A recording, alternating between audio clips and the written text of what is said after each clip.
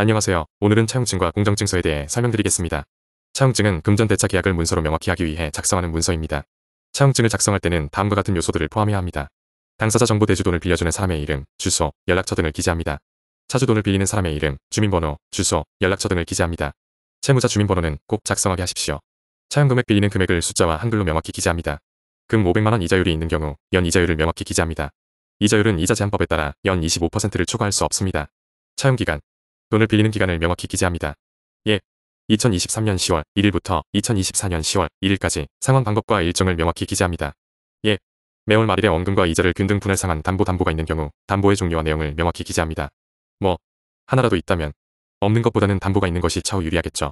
담보를 잡는다기보다는 알고만 있는 것만으로 차후 채권 회수를 위해 유리합니다. 기타 조건 연체 시 지연 손해금, 조기 상환 조건 등 기타 필요한 조건을 기재합니다. 구 서명 및 날인 대주와 차주가 각각 서명하고 날인합니다. 증인이 있는 경우 증인의 서명과 날인도 포함합니다. 따라 작성해보세요. 법적 유의사항은 이자 제한법 준수. 이자율은 연 25%를 초과할 수 없습니다. 이를 초과하는 이자는 무효입니다. 서면 작성 차용증은 서면으로 작성하여야 법적 효력이 강합니다. 공증 필요시 공증을 받아 법적 효력을 강화할 수 있습니다. 차용증 작성 후에는 양 당사자가 각각 한 부씩 보관하는 것이 좋습니다. 법적 분쟁이 발생할 경우를 대비해 증거로 사용할 수 있기 때문입니다. 변호사 상담.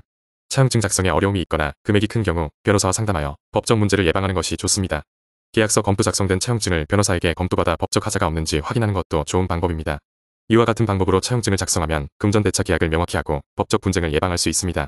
차용증은 금전대차 계약을 문서로 명확히 하기 위한 중요한 법적 문서입니다.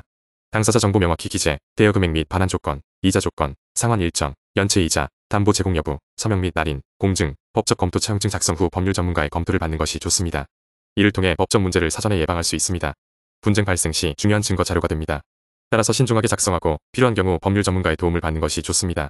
공증은 차용증의 법적 효력을 강화하고 분쟁 발생 시 중요한 증거 자료로 활용될 수 있도록 하는 중요한 절차입니다. 차용증 작성, 공증인 사무소 방문, 신분증 지참, 차용증 제출, 당사자 확인, 공증 수수료 납부, 공증인 인증, 공증이 완료된 차용증을 당사자에게 반환합니다. 공증된 차용증은 법적 효력이 강화되며 분쟁 발생 시 중요한 증거 자료로 활용될 수 있습니다. 차용증의 진정성을 법적으로 인정받을 수 있으며 차용자와 대여자 간의 분쟁을 예방할 수 있습니다.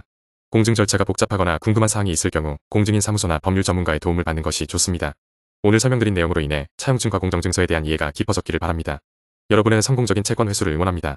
더 궁금한 점이나 도움이 필요하다면 언제든지 비밀 댓글 카톡 남겨주세요. 감사합니다.